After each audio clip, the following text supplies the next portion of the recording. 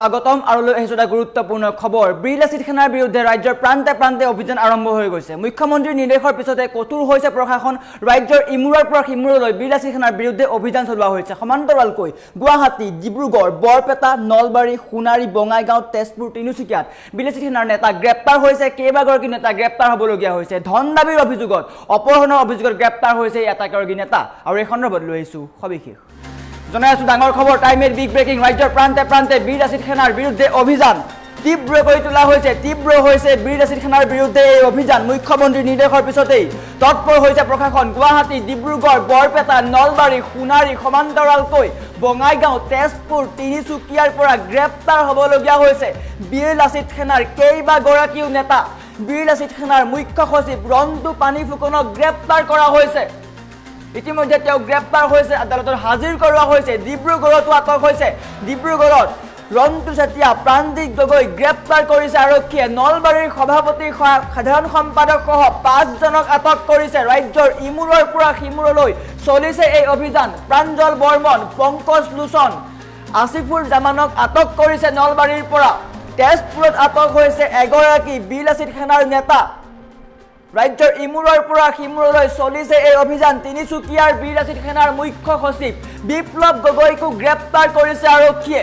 মুঠতে এইবাৰ বিৰলাচিত সেনাৰ বিৰুদ্ধে খৰব হৈছে ৰাজ্য চৰকাৰ সমান্তৰালকৈ প্ৰতিক্ৰিয়া প্ৰকাশ কৰিছে যে বৰ্তমান অসমত চান্দা তোলা পাৰ্টি হৈছে বিৰলাচিত সেনা ঠাই বিশেষে হোৱা ঘটনাত এছপিক নজৰ ৰখাৰ নিৰ্দেশ দিছিল মুখ্যমন্ত্ৰীয়ে আৰু নিৰ্দেশৰ মৰ্মে আৰম্ভ কৰিছে তদন্ত বিৰলাচিত সেনাই চান্দা তুলি সৃষ্টি কৰিছে অপ্ৰীতিকৰ পৰিস্থিতি এছামে নামৰ পিছফালে অসম লিখি নামনি অসমত চলাইছে তাণ্ডৱ বিৰলাচিত সেনাৰ নেতা কিছুমানে এই কাম কৰি আছে অসম নামটো ব্যৱহাৰ কৰি অসমীয়াক বিপথে পৰিচালিত কৰিছে বিৰলাচিত সেনাৰ নেতাই ইয়াৰ মুখ্যমন্ত্ৰীৰ মন্তব্য এই সংগঠনটোৰ বিৰুদ্ধে কঠোৰ হ'ব চৰকাৰ কঠোৰতকৈ কঠোৰ হ'ব চৰকাৰ লাউড এণ্ড ক্লিয়াৰ বাৰ্তা এনেকৈ বিৰলাচিত সেনাৰ নেতা ৰন্তু পানী ফুকনক গ্ৰেপ্তাৰ কৰিছিলে আৰক্ষীয়ে গুৱাহাটীত সংবাদমেল সম্বোধন কৰি থাকোঁতে গ্ৰেপ্তাৰ কৰিছিলে আৰু বৰ্তমান সময়ত ৰাজ্যৰ ইমূৰৰ পৰা সিমূৰলৈ আৰম্ভ হৈছে বিগ একশ্যন বিৰলাচিত সেনাই বিভিন্ন সময়ত ধন দাবী কৰি আহিছিলে অসমৰ ব্যৱসায়িক পৰিস্থিতি নষ্ট কৰিছিলে এওঁলোকে ধন দাবী কৰিছিলে দালালি কৰিছিলে চান্দা তুলিছিলে চান্দা যি অপসংস্কৃতি আজি নিৰ্মূল কৰাৰ কাৰণে চৰকাৰে ব্যৱস্থা কৰি আছে তাৰ বিৰুদ্ধে তেওঁলোকে মাত মাতি আছিলে সমান্তৰালকৈ বিৰলাচিত সেনাৰ এগৰাকী নেতা বিকাশ অসম নামৰ এগৰাকী নেতা যাক প্ৰাক্তন নেতা তেওঁ বহিষ্কাৰ কৰা হৈছে বৰ্তমান কিন্তু তেওঁ বৰ্তমান আত্মগোপন কৰি আছে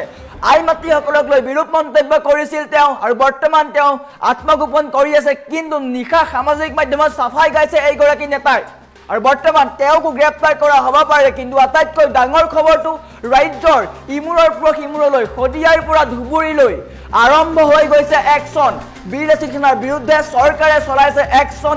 এজনকৈ গ্ৰেপ্তাৰ কৰিছে বিৰলাচিত সেনাৰ নেতা গুৱাহাটী ডিব্ৰুগড় বৰপেটা নলবাৰী সোণাৰী বঙাইগাঁও তেজপুৰ তিনিচুকীয়াই আটাইকেইখন জিলাৰ পৰা গ্ৰেপ্তাৰ কৰিছে বিৰলাচিত সেনাৰ কেইবাগৰাকীও নেতা সমান্তৰালকৈ গুৱাহাটীৰ পৰা 8 গৰাকী নেতা গ্ৰেপ্তাৰ হৈছিলে এগৰাকী ব্যক্তিক অপহৰণ কৰি 22 লাখ টকাৰ ধন দাবী কৰিছিলে বিৰলাচিত সেনাৰ নেতাই আৰু তাৰ পিছতে গ্ৰেপ্তাৰ হ'বলগীয়া হৈছিলে আৰু তেওঁলোকৰ পৰা কেইবাটাও বহু ধৰণৰ অস্ত্ৰ উদ্ধাৰ হৈছিলে আৰু তাৰ পিছতে চাঞ্চল্যৰ সৃষ্টি হৈছিলে প্ৰতিক্ৰিয়া প্ৰকাশ কৰিছিলে সমগ্ৰ ৰাইজে আৰু বৰ্তমান সময়ত মুখ্যমন্ত্ৰীয়ে প্ৰতিক্ৰিয়া প্ৰকাশ কৰিছে স্পষ্টকৈ কৈছে অসমীয়া আই মাতৃসকলৰ বিৰুদ্ধে মন্তব্য কৰা বিৰূপ মন্তব্য কৰা লোকৰ বিৰুদ্ধে কঠোৰ হ'ব চৰকাৰ আৰু যিসকলে অসমৰ ব্যৱসায়িক পৰিস্থিতি বিনষ্ট কৰাৰ চেষ্টা কৰিছে তেওঁলোকৰ বিৰুদ্ধে কঠোৰ হ'ব ৰাজ্য চৰকাৰ সমান্তৰালকৈ স্পষ্টকৈ কৈছিলে মুখ্যমন্ত্ৰীয়ে স্পষ্টকৈ কৈছিলে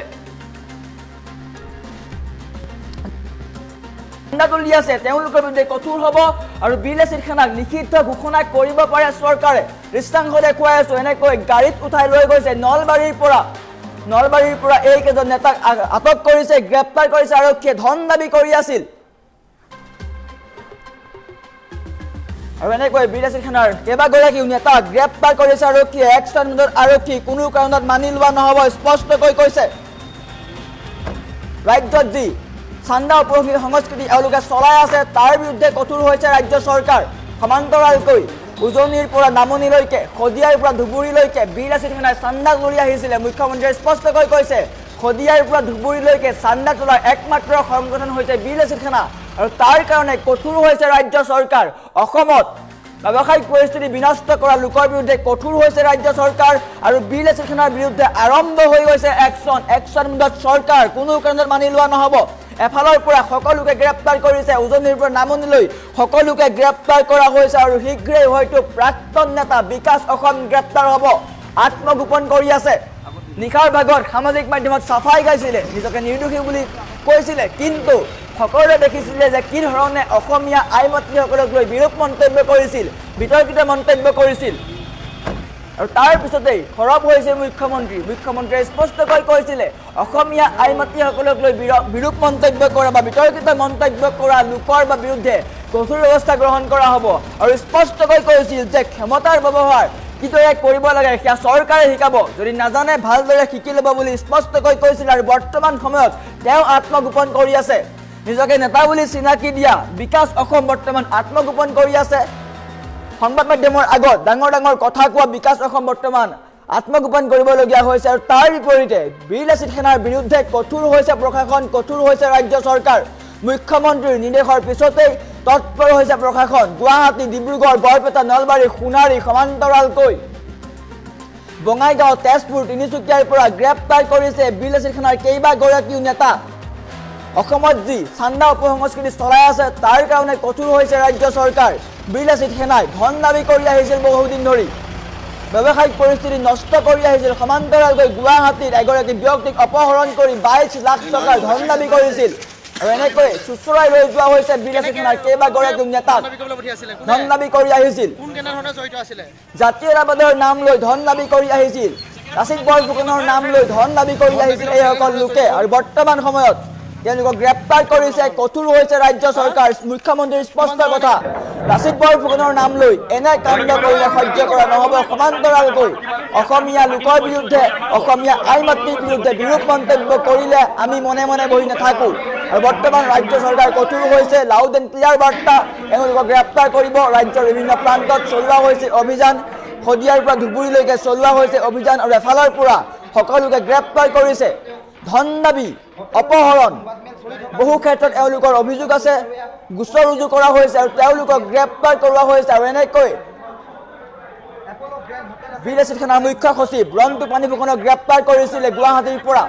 সংবাদমেল সম্বোধন কৰি থাকোঁতে গ্ৰেপ্তাৰ কৰিছিলে তেওঁক আৰু বৰ্তমান সময়ত নলবাৰী গুৱাহাটী ডিব্ৰুগড় বৰপেটা সোণাৰী বঙাইগাঁও কেইবাটাও ঠাইৰ পৰা বহু ৰাজ্যৰ পৰা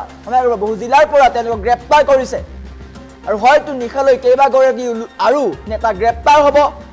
কিয়নো তেওঁলোকৰ বিৰুদ্ধে আৰক্ষীয়ে চলাইছে তদন্ত প্ৰক্ৰিয়া তেওঁলোকৰ এই কথা কেনো যি চান্দা উপসংস্কৃতি এওঁলোকে চলাই আছে ইয়াক কোনো কাৰণত মানি লোৱা নহ'ব ৰাজ্যৰ ব্যৱসায়িক পৰিস্থিতি এওঁলোকে বিনষ্ট কৰি আছিলে চান্দা তুলিছিলে বিহু উৎসৱ পাৰ্বণৰ নামত চান্দা তুলি আহিছিলে আৰু তেওঁলোকৰ বিৰুদ্ধে কঠোৰ হৈছে ৰাজ্য চৰকাৰ চান্দা অপসংস্কৃতি যাৰ কাৰণে ব্যৱসায়িক পৰিস্থিতি বৰ্তমান ৰাজ্যত বিনষ্ট কৰিছে এওঁলোকে আৰু তেওঁলোকৰ বিৰুদ্ধে কঠোৰ হৈছে ৰাজ্য চৰকাৰ কঠোৰ হৈছে প্ৰশাসন এওঁলোকৰ কাৰণেই অসমত উন্নয়ন হোৱা নাই ব্যৱসায়িক লোক আহিব পৰা নাই ব্যৱসায়ীয়ে বিনিয়োগ কৰাৰ কাৰণে ভয় কৰে আৰু তেওঁলোকে ধন দাবী কৰি আহিছিলে বহু কোম্পানীৰ পৰা তেওঁলোকে ধন দাবী কৰি আহিছিলে আৰু বৰ্তমান তেওঁলোকৰ বিৰুদ্ধে কঠোৰ হৈছে ৰাজ্য চৰকাৰ গুৱাহাটী ডিব্ৰুগড় বৰপেটা নলবাৰী সোণাৰী বঙাইগাঁও তেজপুৰ তিনিচুকীয়া এই সকলো জিলাৰ পৰা এওঁলোকক গ্ৰেপ্তাৰ কৰা হৈছে কোনো কাৰণত ৰেহাই দিয়া নহ'ব অসমীয়া বিৰোধী কাম কৰিলে অসম বিৰোধী কাম কৰিলে গ্ৰেপ্তাৰ হ'ব লাগিব মুখ্যমন্ত্ৰীয়ে স্পষ্টকৈ কৈছিলে সমান্তৰালকৈ কৈছিলে যে বিৰাচিত সেনাক আলফাৰ দৰে আমি নিষিদ্ধ ঘোষণা কৰিব লাগিব বিৰাচিত সেনাই এনেধৰণৰ কেতবোৰ কাম কৰি আহিছে যাৰ কাৰণে ৰাজ্যৰ অনিষ্ট হৈছে বা ৰাজ্যৰ ক্ষতি হৈছে যদি এনেকুৱা কাম কৰি থাকে তেন্তে শীঘ্ৰেই হয়তো বিৰাচিত সেনাক নিষিদ্ধ কৰিবলগীয়া হ'ব পাৰে আৰু বৰ্তমান সময়ত বিৰাচিত সেনাৰ কেইবাগৰাকীও নেতা সদস্য গ্ৰেপ্তাৰ হৈছে গুৱাহাটীৰ পৰা আনগৰাকীকৈ নেতাক গ্ৰেপ্তাৰ কৰিছিলে অপহৰণ কৰিছিলে তেওঁ আৰু অপহৰণ কৰি 22 লাখ টকাৰ ধন দাবী কৰিছিলে কল্পনা কৰক জাতীয়তাবাদীৰ নাম লৈ বিৰাচিত সেনাৰ নাম লৈ এওঁলোকে কি কাণ্ড কৰি আহিছিলে অপহৰণ কৰিছিলে আৰু অপহৰণ কৰি ধন দাবী কৰিছিলে 22 লাখ টকাৰ সমান্তৰালকৈ ডিব্ৰুগড় বৰপেটা নলবাৰী সোণাৰী বঙাইগাঁও তেজপুৰ তিনিচুকীয়া এই বহু ঠাইত ৰাজ্যৰ বিভিন্ন প্ৰান্তত মুখ্যমন্ত্ৰীয়ে স্পষ্টকৈ কৈছে যে শদিয়াৰ পৰা ধুবুৰীলৈকে চান্দাতলা একমাত্ৰ সংগঠন হৈছে বীৰলাচিত সেনা তেওঁলোকে ঠাণ্ডা তুলি আহিছিলে ধন দাবী কৰি আহিছিলে কল্পনা কৰক জাতীয়তাবাদীৰ নাম লৈ জাতীয়তাবাদী নিজকে সূচাই লাচিত বৰফুকনৰ নাম লৈ তেওঁলোকে ধন দাবী কৰি আহিছিল আৰু বৰ্তমান সময়ত কঠোৰ হৈছে ৰাজ্য চৰকাৰ মুখ্যমন্ত্ৰীয়ে কি মন্তব্য কৰিছিলে দেখুৱাই লোৱাৰ চেষ্টা কৰিছোঁ সেনাৰ কাৰ্যকলাপক লৈ আমি গভীৰ অসন্তুষ্ট আৰু তেওঁলোকৰ কাৰ্যকলাপক আমি গভীৰ উদ্বেগেৰে সৈতে লক্ষ্য কৰি আছোঁ আলফাৰ দৰে লাচিত সেনাক হয়তো আমি এটা দিন আহিব আমি বেন কৰিবও লাগিব কাৰণ ব্যৱসায়ীসকলক লাচিত সেনাই যথেষ্ট অত্যাচাৰ কৰে অসমত ব্যৱসায়ৰ পৰিৱেশ এটা যোৱা দুমাহ তেওঁলোকে একেবাৰে নষ্ট কৰি দিছে আৰু যোৱাকালি লাচিত সেনাৰ এগৰাকী কৰ্মকৰ্তাই অসমৰ আই মাতৃসকলৰ প্ৰতি যি অপমানসূচক মন্তব্য দিলে তাৰ বাবেও মই ইতিমধ্যে আৰক্ষীক সেই ব্যক্তিজনৰ বিৰুদ্ধে কঠোৰ ব্যৱস্থা গ্ৰহণ কৰিবলৈ নিৰ্দেশ দিছোঁ আৰু এই ব্যৱস্থা সঁচাকৈয়ে কঠোৰ হ'ব সেইটোকে কৈছোঁ মই বেয়া শব্দ মোৰ মুখেদি নোলাব কিন্তু সেই ব্যক্তিজনৰ বিৰুদ্ধে সঁচাকৈয়ে কঠোৰ ব্যৱস্থা ল'বলৈ মই আৰক্ষীক নিৰ্দেশ দিছোঁ মই নাম ক'ব খোজা নাই নাম কোৱাটো মোৰ উদ্দেশ্য নহয় যোনে অসমীয়া মাতৃৰ বিৰুদ্ধে বেয়া শব্দ প্ৰয়োগ কৰিছে তাক মই মানি ল'ব নোৱাৰোঁ আৰু এই ব্যক্তিজনে ক্ষমতা কেনেকৈ ব্যৱহাৰ কৰিব লাগে তাক শিকিব লাগিব আৰু সেইখিনি শিকাবৰ কাৰণে যি কৰিব লাগে চৰকাৰে কৰিব বেন কৰাৰ হয়তো শব্দ এটা লিখিব যে এনেকৈ যদি ধন দাবী কৰে এনেকৈ যদি এক প্ৰকাৰ দেশৰ অৰ্থনৈতিক বিকাশত বাধা আৰোপ কৰে তেতিয়াহ'লে ডেফিনেটলি এটা সময় আহিব য'ত আমি গোটেই সংগঠনটোৰ বিৰুদ্ধে ডাঙৰ ব্যৱস্থা ল'ব লাগিব বৰ্তমান লাচিত সেনাৰ কথা কৈছোঁ বৰ্তমান অসমত শদিয়াৰ পৰা ধুবুৰীলৈ পইচা উঠোৱা পাৰ্টি বীৰ লাচিত সেনাই আছে গতিকে তেওঁলোকৰ বিৰুদ্ধে আমি কঠোৰ ব্যৱস্থা লৈছোঁ আৰু কঠোৰ ব্যৱস্থা ল'ম বাকী ঠাই বিশেষে যিসমূহ ঘটনা আছে তাকো মই কালি এছপিক কৈছোঁ যাতে তাৰ বিষয়ে নজৰ ৰাখে মই এইবিলাক নাম তাম নাজানো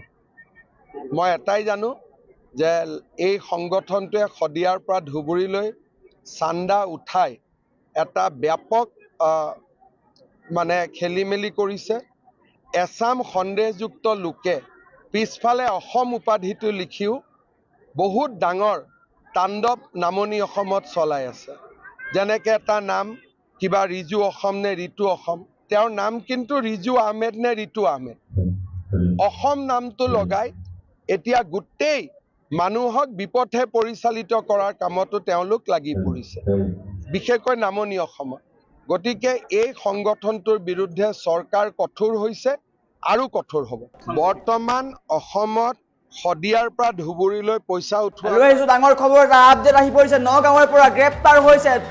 বীৰলাচিত সেনাৰ নেতা এবাৰ নগাঁৱৰ পৰা গ্ৰেপ্তাৰ হৈছে নগাঁৱতো বীৰলাচিত সেনাৰ কৰ্মীক গ্ৰেপ্তাৰ কৰা হৈছে ডাঙৰ খবৰ আহি পৰিছে বিগ আপডেট আহি পৰিছে বৰ্তমান সময়ত নগাঁৱৰ পৰা গ্ৰেপ্তাৰ হ'বলগীয়া হৈছে দুগৰাকী নেতা উপ সভাপতি কামাৰ নাজমান সম্পাদক ত্ৰৈলোক্য শইকীয়া গ্ৰেপ্তাৰ কৰিছে নিশাৰ ভাগত আৰু আহি পৰিছে নগাঁৱৰ পৰা বিগ আপডেট সমান্তৰালকৈ বহু জিলাত চলাই আছে অভিযান আৰু নগাঁৱৰ পৰা আহি পৰিছে বিগ আপডেট নগাঁৱত গ্ৰেপ্তাৰ হৈছে কেইবাগৰাকীও নেতা উপ সভাপতি কামাৰ নাজমান ত্ৰৈলোক্য শইকীয়া সম্পাদক গ্ৰেপ্তাৰ কৰিছে আৰু নগাঁৱত গ্ৰেপ্তাৰ হ'বলগীয়া হৈছে বীৰলাচিত সেনাৰ নেতা গুৱাহাটী ডিব্ৰুগড় বৰপেটা নলবাৰী সোণাৰী বঙাইগাঁও তেজপুৰ তিনিচুকীয়াৰ সমান্তৰালকৈ নগাঁৱত একচন আৰম্ভ হৈ গৈছে নগাঁৱৰ পৰা গ্ৰেপ্তাৰ হৈছে বীৰলাচিত সেনাৰ নেতা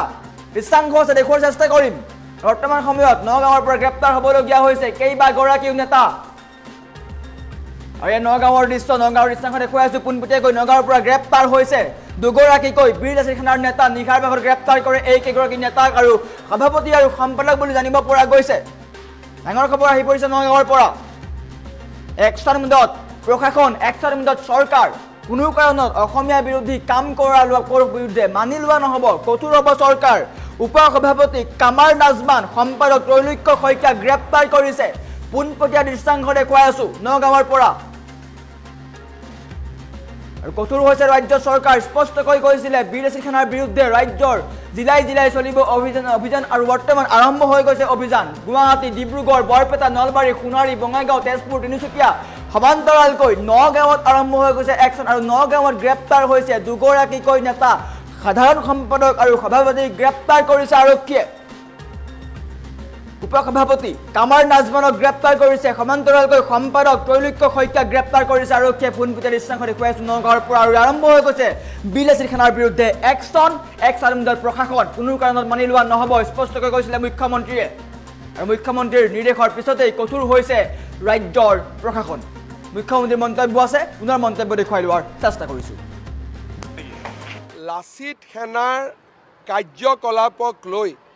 আমি গভীৰ অসন্তুষ্ট আৰু তেওঁলোকৰ কাৰ্যকলাপক আমি গভীৰ উদ্বেগেৰে সৈতে লক্ষ্য কৰি আছোঁ আলফাৰ দৰে লাচিত সেনাক হয়তো আমি এটা দিন আহিব আমি বেন কৰিবও লাগিব কাৰণ ব্যৱসায়ীসকলক লাচিত সেনাই যথেষ্ট অত্যাচাৰ কৰে অসমত ব্যৱসায়ৰ পৰিৱেশ এটা যোৱা দুমাহ তেওঁলোকে একেবাৰে নষ্ট কৰি দিছে আৰু যোৱাকালি লাচিত সেনাৰ এগৰাকী কৰ্মকৰ্তাই অসমৰ আই মাতৃসকলৰ প্ৰতি যি অপমানসূচক মন্তব্য দিলে তাৰ বাবেও মই ইতিমধ্যে আৰক্ষীক সেই ব্যক্তিজনৰ বিৰুদ্ধে কঠোৰ ব্যৱস্থা গ্ৰহণ কৰিবলৈ নিৰ্দেশ দিছোঁ আৰু এই ব্যৱস্থা সঁচাকৈয়ে কঠোৰ হ'ব